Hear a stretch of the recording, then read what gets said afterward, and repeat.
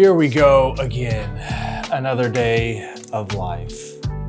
It's a privilege. I shouldn't sound so exasperated about it. My desk is junky. There's like wires and miscellaneous things everywhere. Good morning. How are you? I'm good. Thanks for asking. Today we are going to be doing a shoulder day. Yes, it is a shoulder day. We're blue today. Blued out. We got the blue Save Europa hoodie. We got a blue Save Europa tank top underneath this for when we pop the top on the pump cover at the gym. We got blue joggers. We're blue head to toe. It's going to be a little bit of an early gym session today because today is family day. It's actually Monday the 19th, which is National College Football National Championship Day. So that's the big ticket item that we got to go spend some time with the fam on. You guys know I'm an Alabamian, so Alabama's obviously my team. And we lost a couple of weeks ago to the team who is now in the playoff championship. So I don't really have a dog in the race. And honestly, watching sports, not a big fan of it these days for the political reasons that I talk about on my main platform, Beholden to Truth. But it's not about the game. It's not about the football. It is about the family. And I'm not going to lie, there's going to be some good food there. So I'll do a vlog on the way to the car, a little ride along, and you guys should probably listen up on that one because it's going to be about dieting and these family events where all the good food is there, tailgating food, stuff that's hard to say no to. But when you're living the fitness lifestyle, these are things that are a little more complicated for us than the average normie, right? You know, we have to actually put some thought into what we put into our body. So we'll talk more about that on the vlog on the way to the car. What else? Are we going to vlog anything else today? I don't know if there's anything else really interesting happening, if I'm being honest. It's absolutely frigid outside. I had to take my dog on a walk. Poor guy hasn't had like a full-fledged morning walk in a couple of days because of the temperature. But like our other obligations in life, when you have a little child, whenever you have a pet that you're supposed to care for, a spouse, whoever else, just because it's uncomfortable or unenjoyable doesn't mean you just get to opt out of it. So had to suffer the brave cold temperatures outside with the parka, the hood, the hat, the gloves. I don't do well in the cold. I am a warm climate creature, you know? Really dislike the cold weather. But we do have a couple of chores to check off this morning. We need to get this video from yesterday uploaded, the back day that we did. Approached it with a little bit of a different recording style. Did the recording of the audio rather than a voiceover later on in post. We recorded it mic'd up in the gym, which I actually really enjoyed. And I think it's a different vibe. You know, you hear the gym background. The music in the gym is really annoying. I don't think that actually ruins the quality of the video because it kind of adds to the vibe, but neither here nor there. I hope you guys like that. Let me know what you think. Do you prefer the voiceover or do you prefer the live commentary as I'm going through the movements? I'm probably going to do that again today when we go in and do shoulder day. We'll get mic'd up and you can hear my toxic inner dialogue, the thoughts that I have while I'm at the gym. Not always the most positive, nice guy things, but I think that's everybody. You know, we have a lot of things that we don't say out loud internally, you know what I'm saying? So I'm looking forward to that. Love shoulder day. It's my second favorite day of the week. First day is obviously chest day, then shoulder day, then back day, then arm day, then leg day. I think that's how they stack rank for me. But yeah, I gotta do a Facebook marketplace scan, you know, the usual arbitrage activities. I got a couple cameras I'm trying to sell and a couple of iPads and a bunch of camera lenses. So we gotta flip those for some profits, do an eBay scan as well, and get this video uploaded and then make a thumbnail for the upload as well. That's a crucial part of all social media, especially video platform work. Got to have a good thumbnail. So got to do some tedious tasks. This is the kind of stuff that I don't love, the back end. I like making the content, filming the content, talking on camera and all that. But the editing process and the social media management process, don't like that. But it's part of the work. Like there are no jobs, no career paths or anything like that where you're going to love every task within the job. There are plenty of people who are happy in their profession or their industry or whatever, but they still have tasks within their larger job that they don't love doing, right? No doctor, no nurse loves doing charts. They may love helping people. They may love doing diagnoses and helping people with their health and all that stuff. But the tedious aspects of the job, that's not why they got into the profession, right? I don't think anybody says, I can't wait to do social media because I want to sit around editing photos and videos and making thumbnails and choosing which font to use and all that. That's not for me. So got to do this stuff that I don't want to do, but it is important. So after all that is done, we will get ourselves in the car. We'll do a vlog on the way to the car, and then we will do a shoulder day together. You will learn how to get yourself some bolder shoulders. Shoulders are critical, man. As I said, they're the second favorite day of the week for me just because how much they contribute to the overall aesthetic package. A high amount. It's not just like the spherical cannonball thing sitting here, but it broadens your torso. If you want to have that X-frame, if you want to have that imposing figure when you just walk in a room, you got the broad shoulders. Everybody talks about, oh, he has broad shoulders. It's like a key aesthetic component of masculinity is broad shoulders. Did you know that you can actually broaden your shoulders? The shoulders that you're born with, if you have narrow clavicles or whatever, okay, that's not the end of the road. You can actually do things to improve that. So I will show you how to improve your shoulders. Also got this apple cider to sip here, the sugar-free. This stuff was a life hack. I found it last year. A friend of mine introduced me to it, and I bought a case of like 20 boxes of it, like 8 packs per box or something. This stuff is a huge dieting hack when it comes to controlling your calories. Apple cider is absolutely delicious, but just like apple juice, it's like 110 calories, pure carbs, pure sugar per cup. This stuff, close to 0 calories, tastes the exact same. And I did a little bit of that 0 calorie sweetener in it that people put in coffee, you know, like those little pumps that you can get at Starbucks, sugar-free vanilla, sugar-free caramel, whatever. Put some of that in the sugar-free apple cider and you are on cloud 9. All right, guys. Anyway, talk to you soon. All right, guys. We are locked and loaded on our way to the gym. Loaded with our pre-workout. Got all our camera gear. Gonna do a little instructional for you guys. We're gonna try to do it like we did yesterday with the live inner dialogue of my gym session. Of course, that also includes the educational content. It is the College National Football Championship today. So later today, I have to get over to my family's house and chow down on some delicious tailgating food, which you know your boy is very excited about. You know, I eat pretty clean. I eat homemade meals every single meal of my life.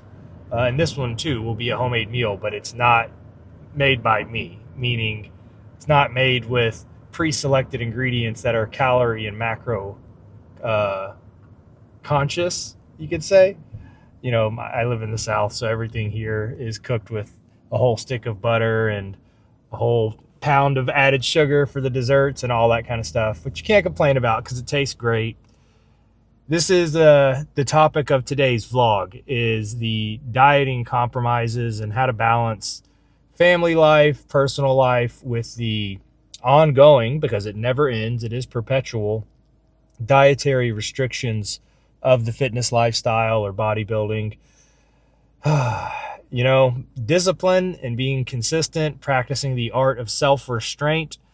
These are the things that the bodybuilding lifestyle, whether it's the diet or the gym routines, are going to inevitably be a requirement that is pulled out of you if you want to succeed in maintaining a low body fat, in gaining muscle, all of that. You're just going to have to accept that discipline, turning away things that you know you shouldn't be doing, things you shouldn't be consuming, or the discipline to do things you know you should be doing but don't want to. I'll probably say it every video forever. Discipline will always trump motivation. Motivation, as I've said many times, comes and goes. It's like the wind. Some days you have it, some days you don't. When you do have it, that's fantastic. It makes the eating and the lifting easier, but you can't count on it to be there every day. You're just not going to have motivation to eat the right foods and to do the workouts and all that stuff every single day forever. It's not going to happen, which means you have to have the discipline to do those things on the days where you don't have the motivation. So on a day like today, where I have family obligations, and that's not to mean that it's a chore. I love my family. I love spending time with them. I love their cooking.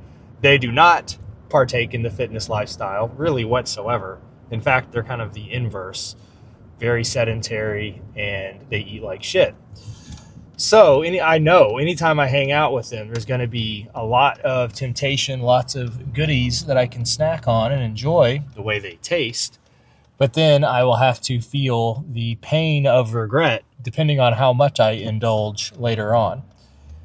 But one way to minimize that, we'll actually go through a couple of ways. One way to minimize that is through intermittent fasting, which is something I preach very often, completely changed my life. It made the dieting equation so much easier. Intermittent fasting, in simple explanation, is deferring your caloric intake, aka the food or the beverages you put into your body that have calories in them, to a later point in the day. Translation, no breakfast. Maybe even no lunch, no snackies, okay? No having the bowl of M&Ms at the desk or in the workplace.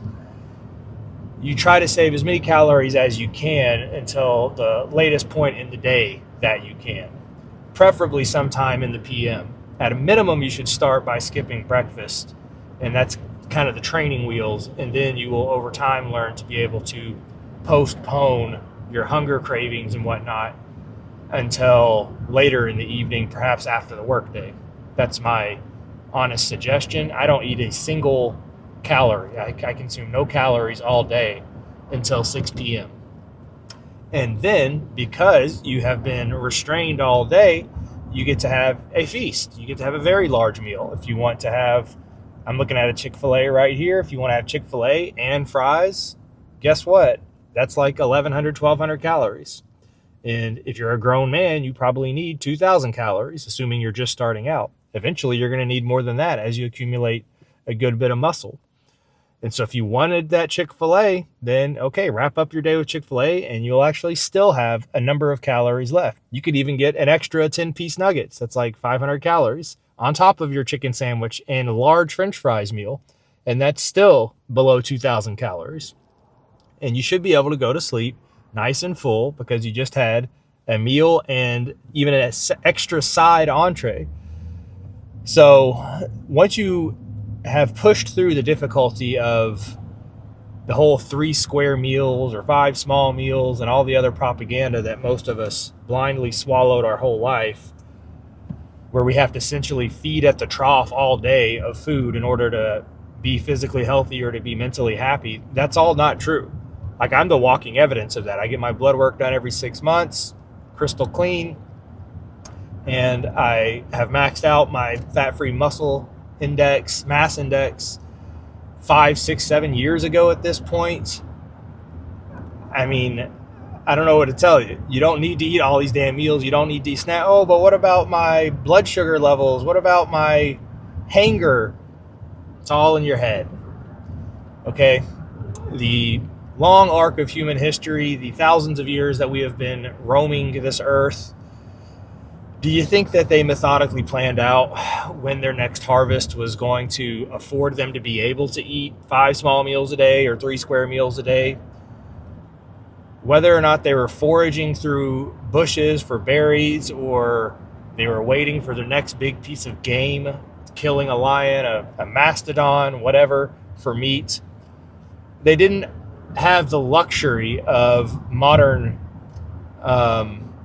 amenities, giant Walmarts and Kroger's and all these other stores where you just walk in and it's an entire ocean of food that you can just pick whatever sounds good that day or stock up for a whole week or whatever.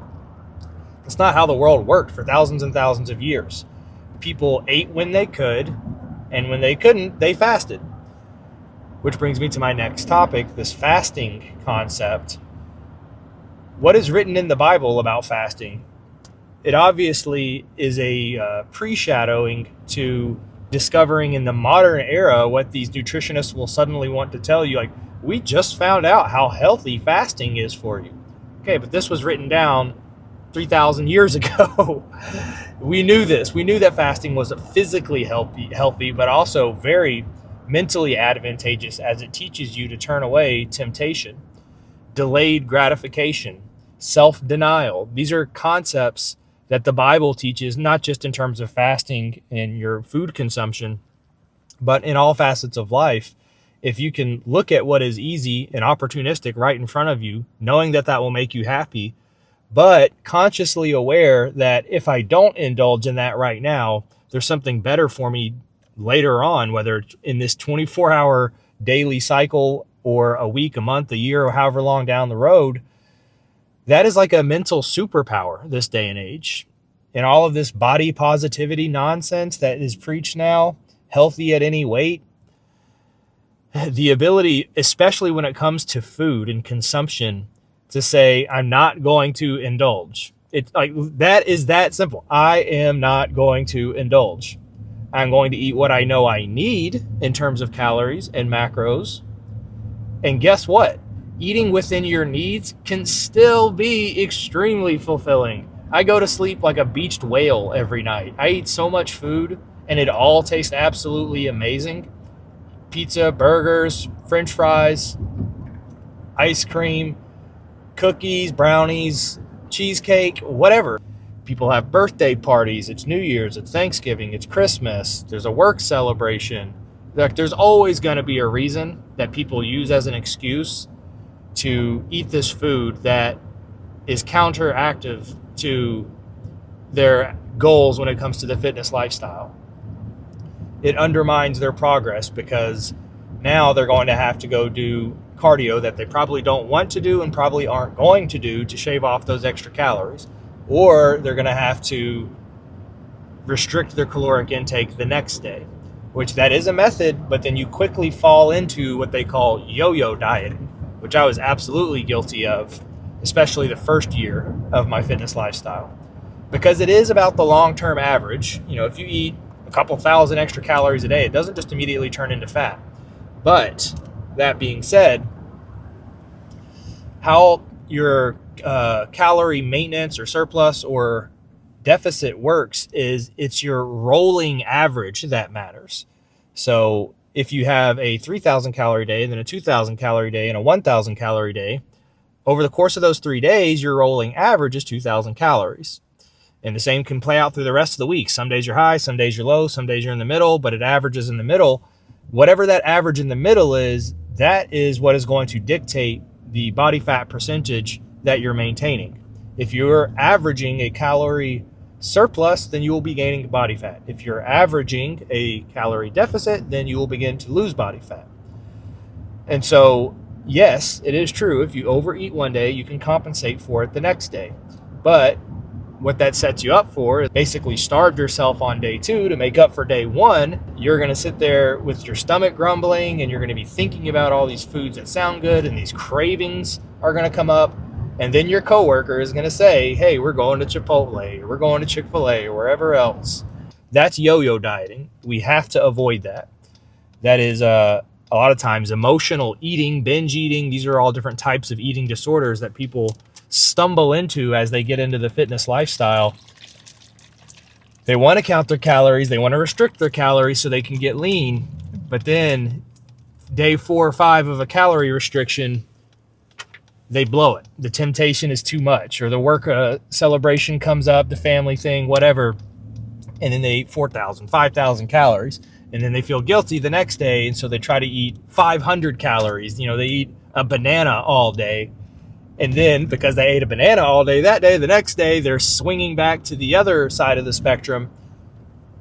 Focus on the within 10% margin of error average. A little bit of extra calories in one day is not going to be that big of a deal. And so in my case today, how that's going to work is I'm going to do my intermittent fasting as I always do, but I will probably have more calories than I have averaged over the last several weeks while I've been doing this little mini cut. And that's completely okay because I already know. Immediately thereafter, all of the ensuing days, I'm not having celebratory occasions, or I never eat out anyway. And so my average is going to dip back down into that deficit, and it'll smooth itself out. And so maybe I'll have like 500 extra calories today, something like that. So, which is another good thing to think of, is before you go and have this cheat meal or cheat day that you're going to have, actually put a target on it. Say, okay, I will give myself some grace today. It's been a tough time lately. Who knows what's going on in your life? Today is going to be the day where I let myself have a little bit of extra food. Okay, keywords, a little bit of extra food. Not, I'm going to go to the buffet and I'm going to have 7 plates and go home with a stomach ache and want to kill myself afterward for falling off the wagon. We can't do that. None of the yo-yo dieting, none of the binge eating. It's okay to have a little bit of a surplus, even during a cut. If you need a refeed day, so they call them, that's fine. But make it intentional. Say, I'm going to have 500 extra calories today, or 300. You don't need 1,000 extra calories. Okay, if you need some relief from the ongoing deficit that you've been in, that's understandable. But some relief is not, as I said, a buffet where you just eat plate after plate after plate after plate. Some relief is, as I said, maybe I'd suggest rather than a specific number, a percentage. Whatever your maintenance calories are, 25%. Okay, so if you maintain at 2,000 calories, go ahead and give yourself 500 extra calories that day. Enjoy the extra food. Have a couple cookies. That's like 3 cookies, 130 calories a piece. Well, Oreos are like 130 calories for 2 of them, I think, 2 or 3. So you could have half a dozen Oreos. If you want to have a French fry from McDonald's, whatever, have your little indulgence, but then get back on track. So we have arrived at the gym. One other thing I'll vlog about real quick, and then we'll get in here for this shoulder day. Somebody sent me this advertisement on social media the other day for a fitness supplement company. I think they're selling like branched chain amino acids, something like that. A pretty menial supplement, by the way. You don't need branched chain amino acids. They're low tier in terms of the highest priority supplements. You need to have your creatine. You should have a multivitamin. Those are really the only 2 essential ones that you need. Protein powder, if you're not getting it through other whole foods, is a good supplement also. But other than those 3, some people say fish oil. I've done fish oil and I've come off fish oil and didn't see any meaningful change, not to my blood work or my well-being.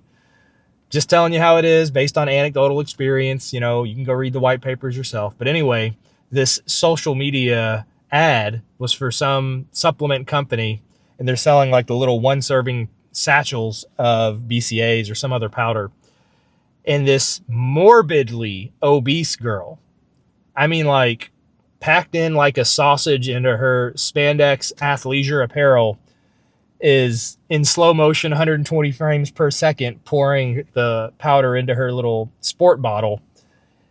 And I'm like, really?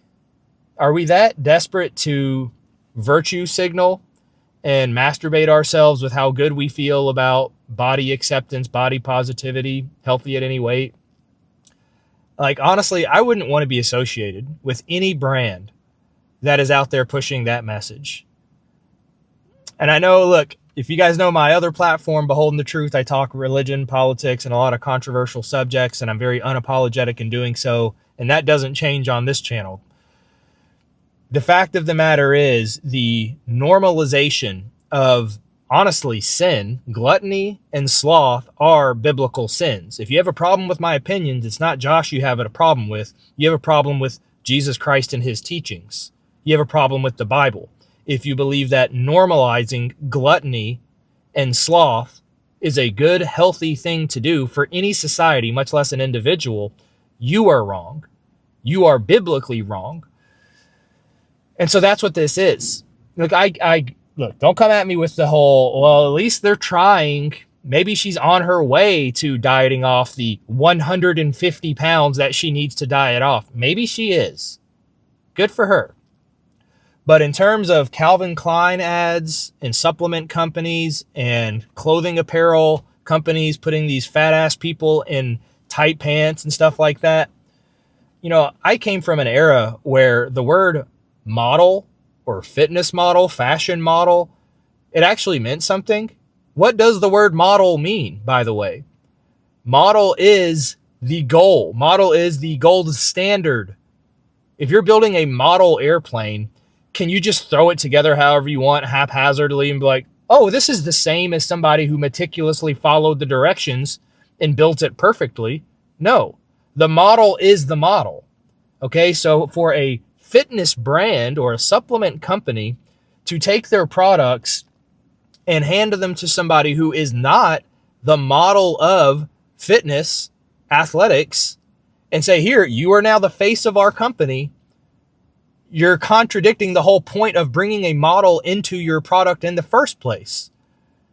I want to see, when I'm talking about athletics, fitness apparel, supplements, I want to see the model.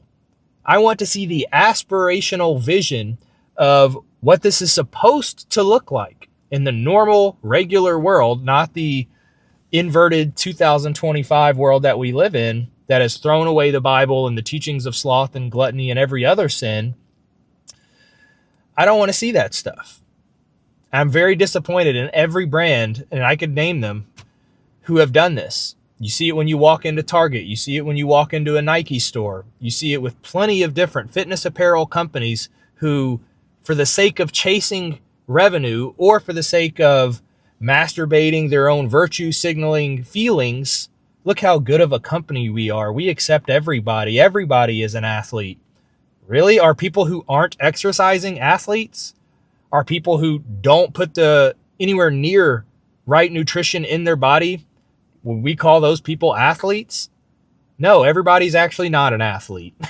Hate to say it. It's actually kind of insulting to people who, I don't know, are athletes, who do exercise, who have exercised for a decade, who have turned away all of the indulgences that these people who are now just opting into the title of fitness model.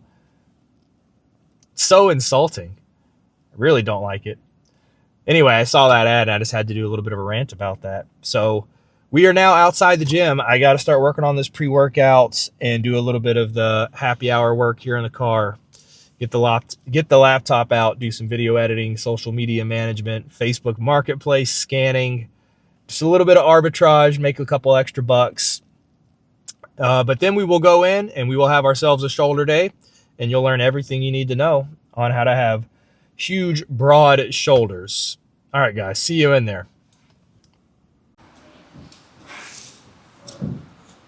All right, you guys, this is going to be a difficult one. We're sitting out here and it's just above freezing temperatures in the outdoor section. And that is because the gym is an absolute madhouse inside. I walked in and I was like, it's Monday at 11 a.m. What is this, like a lunch rush or something? And then it occurred to me that it's Martin Luther King Day. So everybody's in here on the holiday getting their workout in. Good for them. That's great. But we have some content to film. I got to teach you guys how to get boulder shoulders. So we're going to tough it out in the cold temperatures here. And we're going to break down a shoulder day for you. Got to get set up on this incline bench to start our day. As always, we start with our big compound lift of the day, which in the case of shoulders should be an overhead press. So these will be dumbbell overhead press today. And then we'll get into some of the more specialized isolation movements for our medial, lateral, and rear delts, front, side, and rear delts. And try not to freeze our you-know-what off because, you know, this time of year in Alabama, it's actually a lot colder than people will think it is in Alabama. It's pretty cold here. It was, I think, 20-something degrees, like 21 degrees when I walked my dog this morning. And it's just above freezing right now. I think it's like 36 or something like that. So let's get warmed up. Let's get this workout in. And once the blood starts moving, once we start getting a pump, it's not going to be a problem. But yeah, let's do this. All right, first tip here is setting up your incline bench. You got the backrest here set up. You actually don't want to get a full-on 90-degree angle with that. You want to go for something closer to about a 70-degree angle. So not a right angle, 70 degrees. All right, now the last 2 days we did chest and back. So with both of those muscle groups being somewhat tense right now, somewhat tight, I'm just doing a little bit of stretching. Both your chest and your back do limit your range of motion when it comes to shoulder movements. If you have a tight chest or tight back, you won't be able to get full extension overhead. So you want to make sure you get both stretched out. When I come up here, you can see the stretch that I'm getting on my lats down here.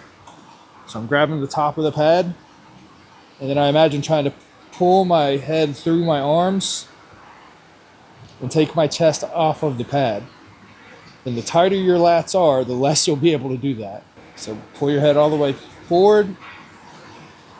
And then while pulling towards you, while pulling the back pad towards you, move your head back so the back of your head touches the pad. This is doing a fantastic job of stretching out my lats. I mean, you just got to think, if you're going to do an overhead press and you're coming up here, if all of this down here is tight, it's going to be essentially pulling down as you're trying to push up. So you want to get your lats stretched out before you go and do any overhead pressing movements. All right, let's knock out a warm-up set. Grab some light dumbbells here. All right, so super basic instructions for beginners.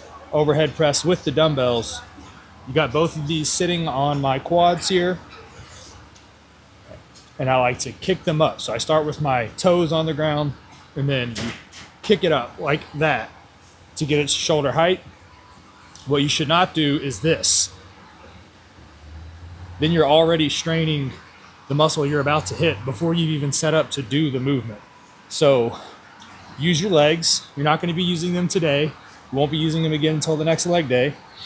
So let's kick these up. Get set up. Nice slow movement. When it comes to how far down to bring the weights back for each rep, you want to bring them back to your ears. Another common mistake is coming way down here. Don't need to do that. Basically, you're just getting your elbows perpendicular with the floor. So each arm is forming a 90-degree angle.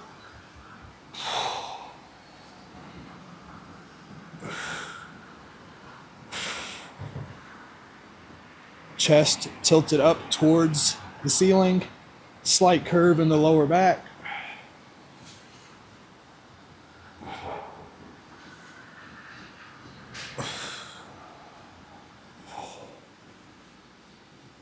And so for your warm-up set, you should be using a weight that is not challenging.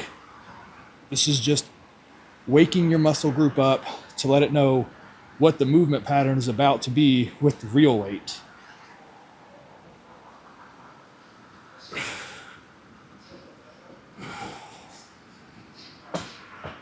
All right, we just did a couple of warm-up sets with 1/3 of our working weight, then 2/3 of our working weight, and here we are with our actual working weight, where we'll be aiming for the 8 to 12 rep range. We might actually boost the weight a little bit, just depending on how we feel after the set. So pay attention to the kick up, getting these in place.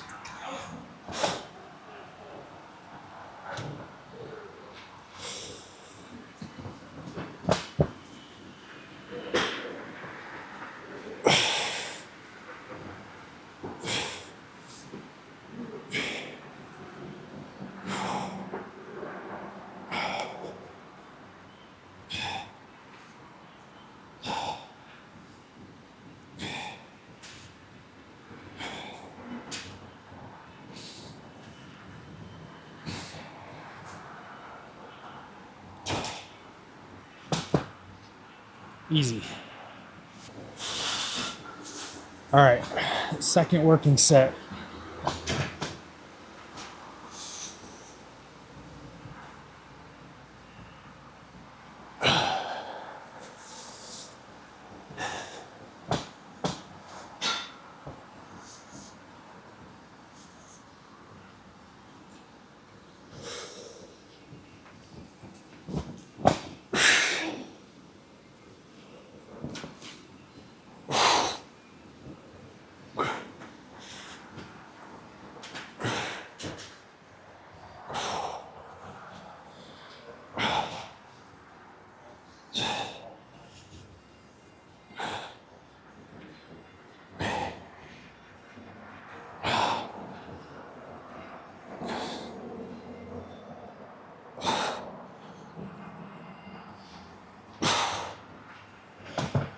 12 clean reps.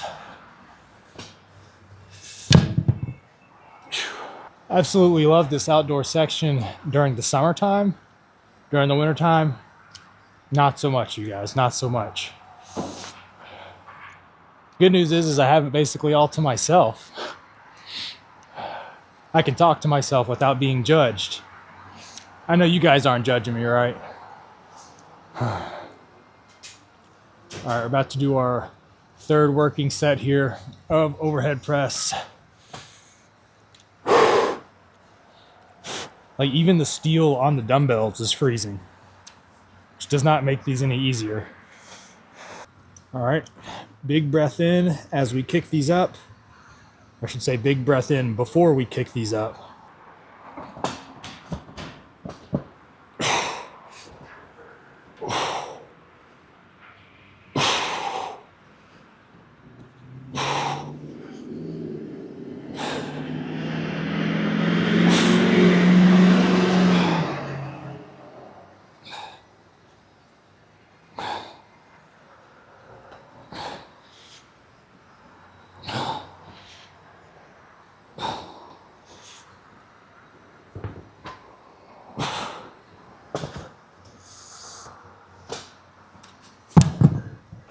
We might try to go inside after this one.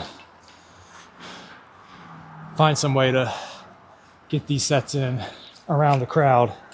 It is like a literal circus in there.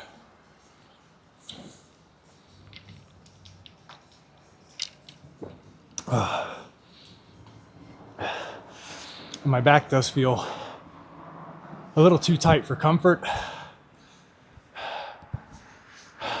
Ideally, you wouldn't do shoulders right after doing back. That was probably a mistake.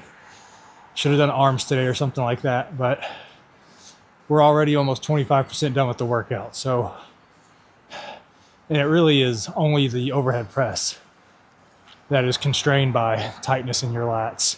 As soon as we get this last set of overhead press done, we'll move on to side, front, and rear raises. And none of those are hampered by a tight back muscle or chest muscle.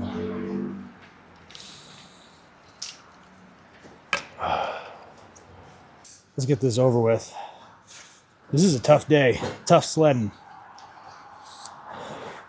The tightness in my back is definitely messing with the vibes.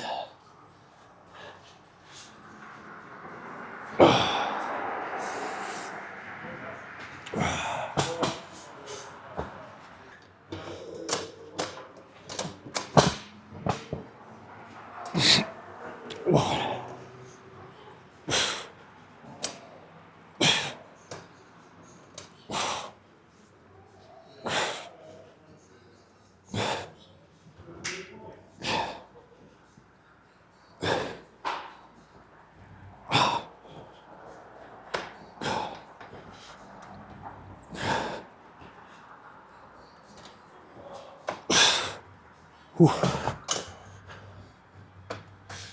And now we walk these back. All right. Good news is, hardest part of the day is over. Once you get that compound movement done, then everything else is easy. Less central nervous system taxing because each movement is only not even a whole muscle group, but like part of the muscle group. So it's time to knock out the front, side, and rear delts. All right, here we go. Side delts. I like to do one set of each, side, front, and rear, before we reveal the pump. So by then you've already done all of your overhead press and one set of each of the heads of the delt, and then you reveal. All right, side delts. Most important thing on these is making sure your elbow is coming all the way up to your shoulder and that you're not using momentum to move the weight. You're not swinging left or right, front and back, anything like that. Your torso is staying locked down. Elbows coming up to parallel with your shoulders. Also, note the overhand grip. My thumb is over the handle. If you want to do these single arm, you can.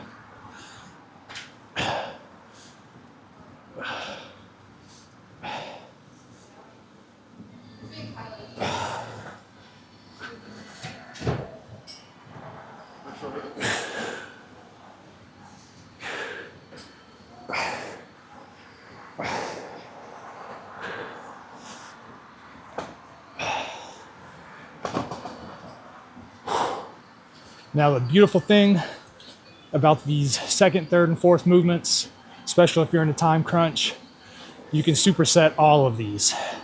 You can go straight from side raises to front raises to rear delt flies. So let's load back up, knock out our front raises.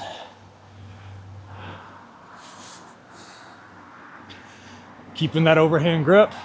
Now, if you want to do these hammer grip vertically, you can. Or if you want to have a slight twist to where your hand ends up with your palm facing the ground at the top of the movement, you can do that also. Really, that's just contingent on your shoulder's comfort level. Some people have impingement there if they do them like this with the twist. You're just gonna have to play with it, figure out what's comfortable for you.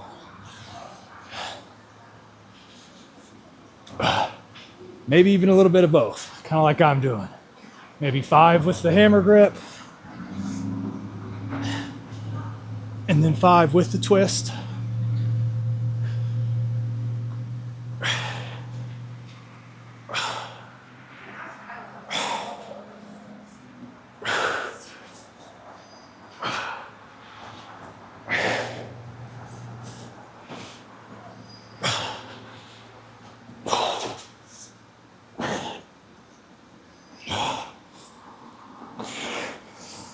Whew. All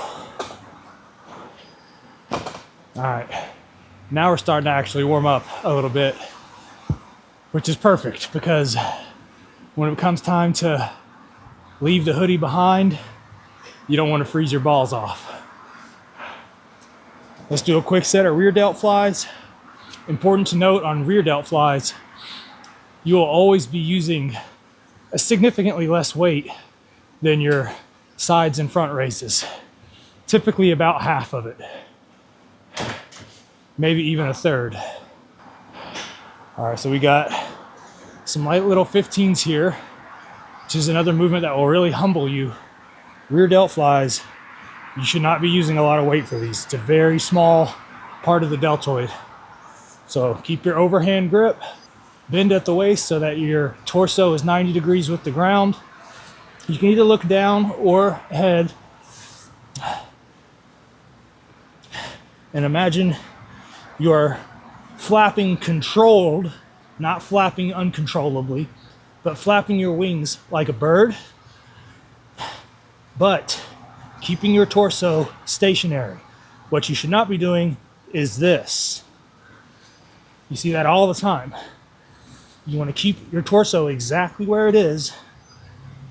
Bring your elbows out and backwards. Whew. All right, I think we're finally ready.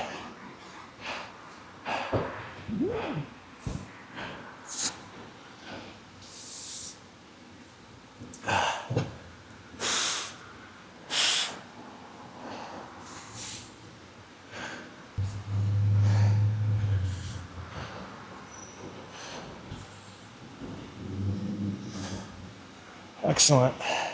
Absolutely excellent.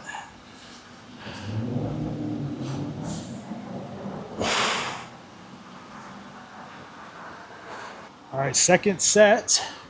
You could call it like the second triplet set. Starting at the top again with side raises.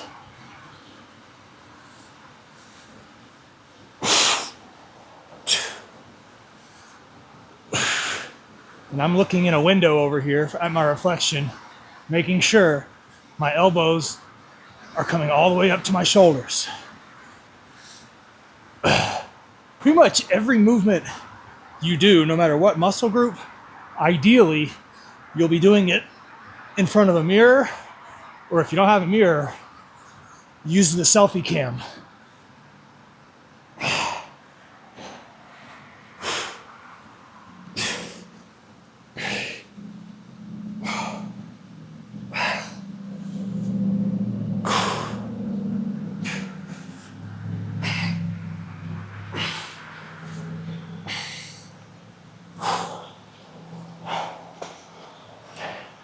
And listen, if you're using your phone as a selfie cam to watch your form, you might as well hit record, because you want to capture your progress over time, and you want to be able to compare what you just recorded with the form tips that you watch on YouTube or on my channel.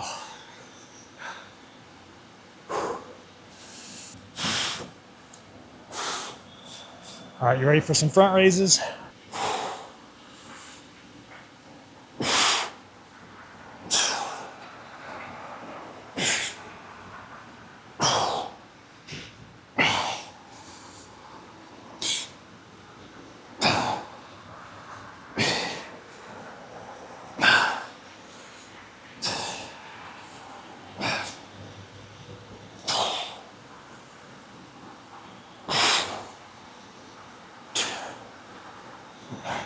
Note what you're not seeing.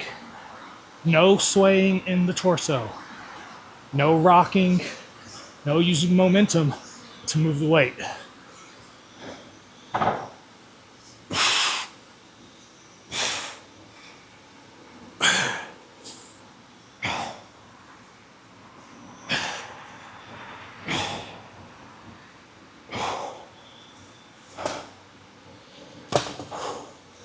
Whew.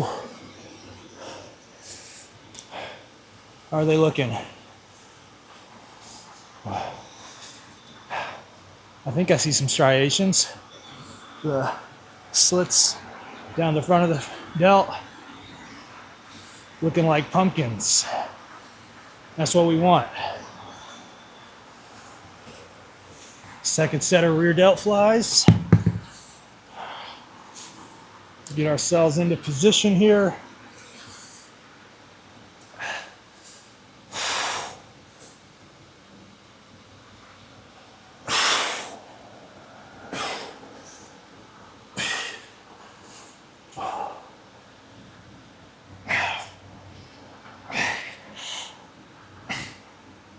What I like to imagine is that I'm either balancing a glass of water on my upper back, or that there's like a 25-pound bowling ball on my back to where I couldn't raise my back if I wanted to.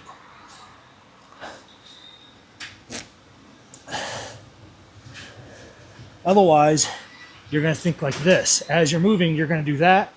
Don't want that at all. No lower back movement.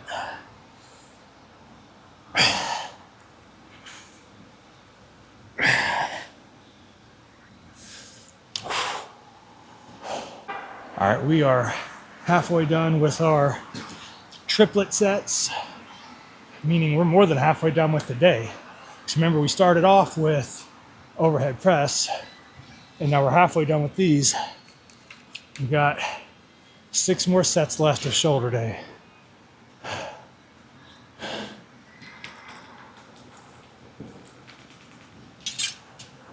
Oh, I think it was a mistake putting ice in the BCAAs.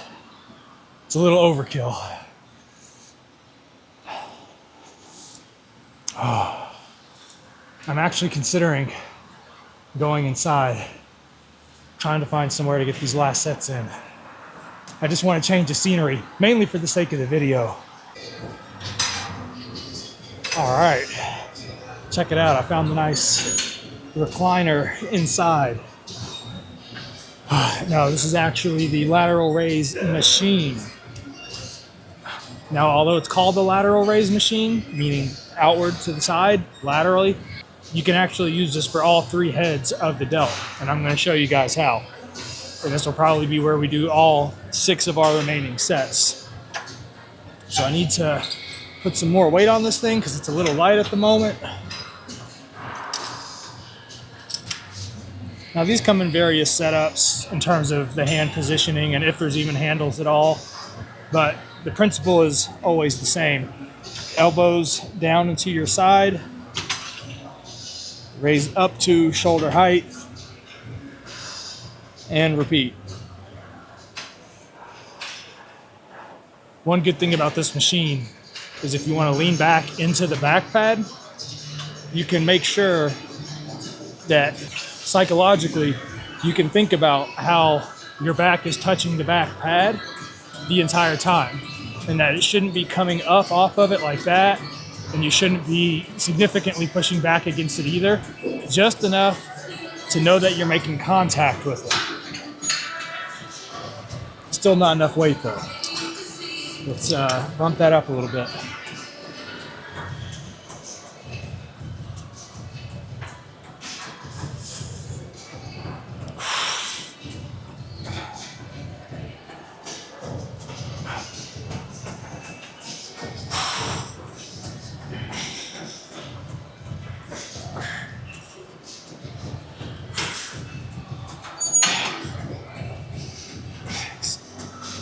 This is a good one to practice holding at the top also.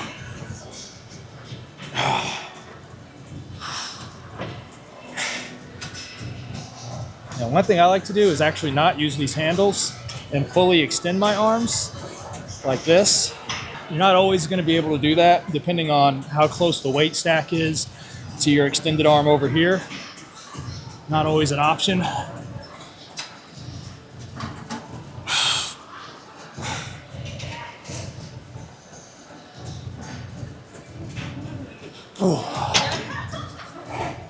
All right, now let me show you how to immediately turn this into a front delt machine from a lateral machine. Scoot up a little bit on the pad right here. Turn 90 degrees on the pad. And now this side pad is gonna sit on the top of your arm, and you do your raises just like you would if you had a dumbbell in your hand. And this is great because you can actually use your free arm over here to come over and tap your front delt and feel it tense up with every movement.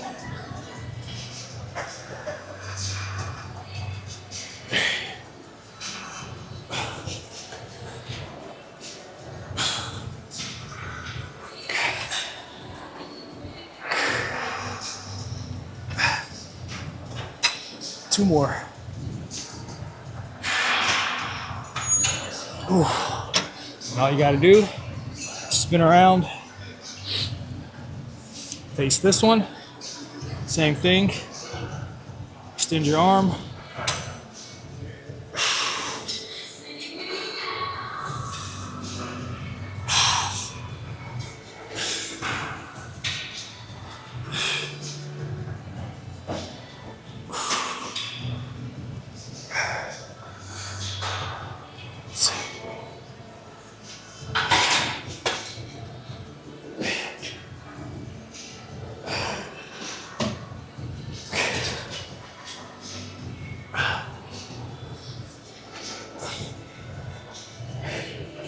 One more.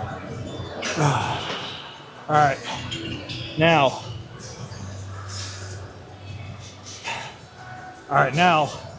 We're going to turn this into a rear delt machine.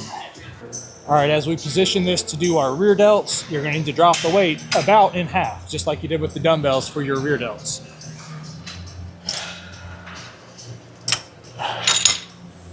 All right, so to use this machine for rear delts, we're going to bend at the waist 90 degrees, just like we did with the dumbbells, and put our triceps against both of the arm pads and spread our wings like a bird.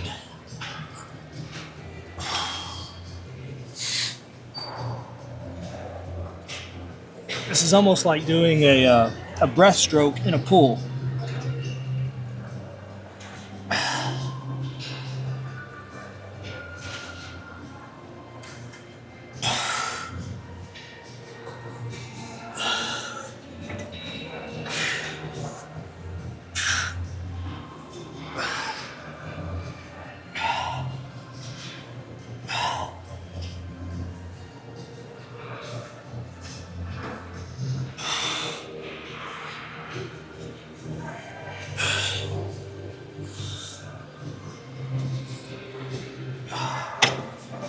Whew. Man, those are good. Fantastic burn. All right, we got one set of each left today, and that'll be it for shoulder day. I feel like I'm like trying to get into a suit that's too small. These arm pads are like squishing me in here.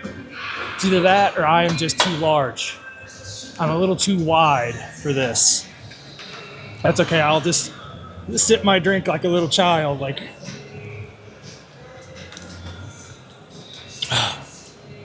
that is delicious though. Sour watermelon BCAs. All right, let's knock out these last 3 sets and that'll be a wrap for shoulder day. Maybe go find somewhere decent to pose downstairs. Let's bring the weight back up for our sides. Might even do these single arm just to enjoy these last few sets of the day. Okay, maybe I put the weight up a little too high. See, if you can't hold it out here, then the weight's too heavy.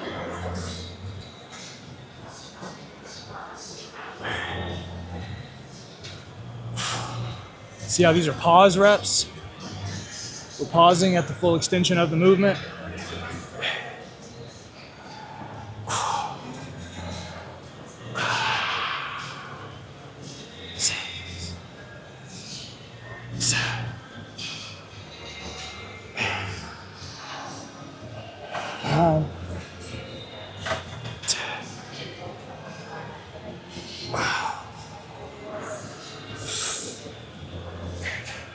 Let's get 3 more just to burn out.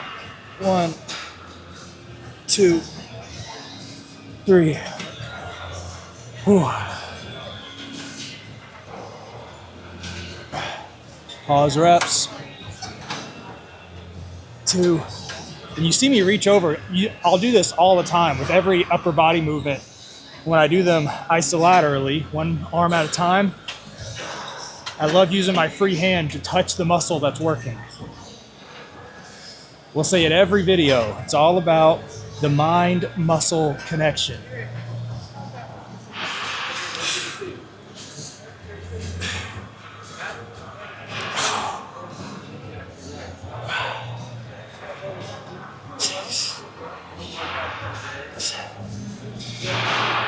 Eight, 9, 10. This being the last set of the day, we're really trying to burn them out. No reps in the tank. 13, 14. Can we hold this last one? Oh, ooh, it burns. That lactic acid buildup feels good. But as I mentioned before, you can immediately superset and go straight into your front delts.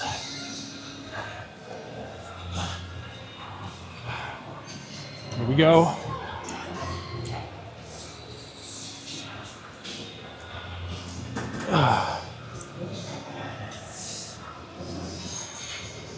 One,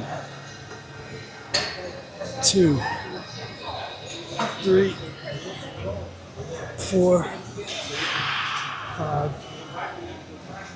6, 7, 8.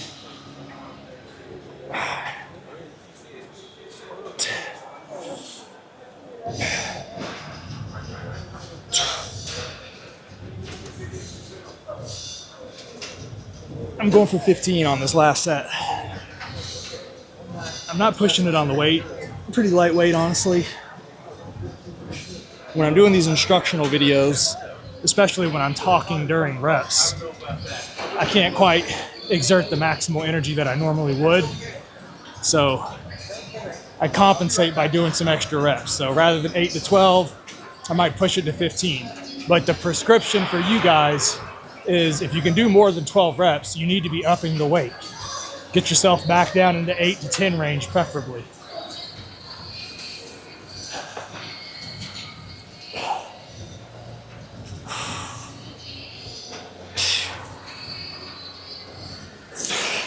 That pause at the top for half a second.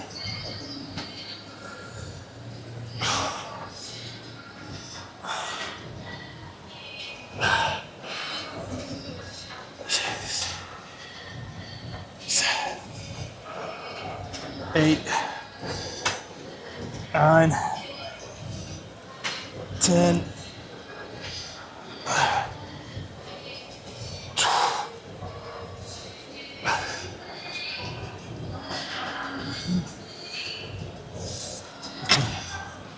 And that's all she wrote for front delts.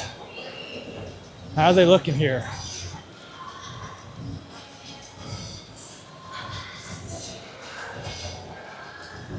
One last set of rear delts, and then we'll go try to find a good place to get a couple of physique update shots.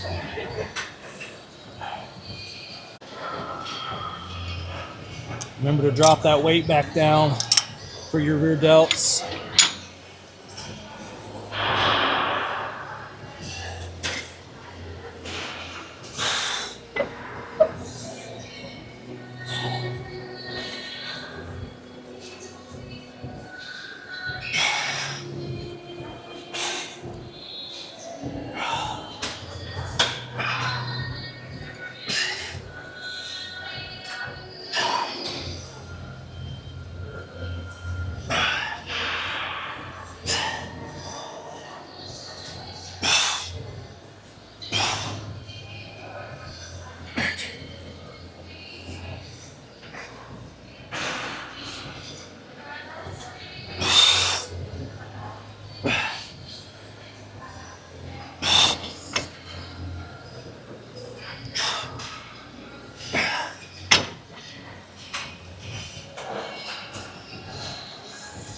All right, that is it for shoulder day. Whew, pretty good workout. Not bad for a very crowded gym day. Didn't even hit the main floor downstairs. Just so many people in here, man. I'm antisocial, introverted. I do feed off the energy of the crowd, so I don't like training in an empty gym or a tiny little small gym. But when I can't even find a place to set up to do my workout, that's too much. All right. We got to go get a physique update before we lose the pump.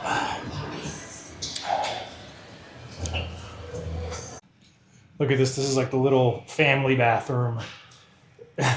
Like a little 4x4 room tucked away. Could try to do a physique update in here, but I honestly need more room. So we're going to try to find a mirror downstairs. Okay, well, no physique update in the gym. It was too crowded. Go figure. But we can see here in the glorious light of the truck that our workout was successful. We saved Europe. We got swole. My gosh. I mean, look at the 3-dimensional curves. See that? That's the rear delt right there. That's bulging in the back. That's your rear delt. That's why you have to do that. Anyway, and the slits right here, that's your front delt. That's why you have to do that. And you see the curvature around the side, that's your side delt. That's why you have to do that. You got to do them all. Man, excellent pump today. Feeling good. Glad we got in here and did it. Would have been an easy day to just take a rest day, especially with the extracurricular family stuff going on here in about an hour, actually. I need to get home and stop admiring myself on the iPhone here. But we're going to get home and pack an overnight bag, so I'll be staying at my folks' house tonight because the game is not going to end until 10:30, and I'm not trying to drive home at 11 o'clock at night.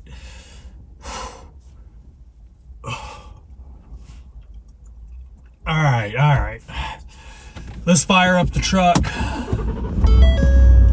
get ourselves home.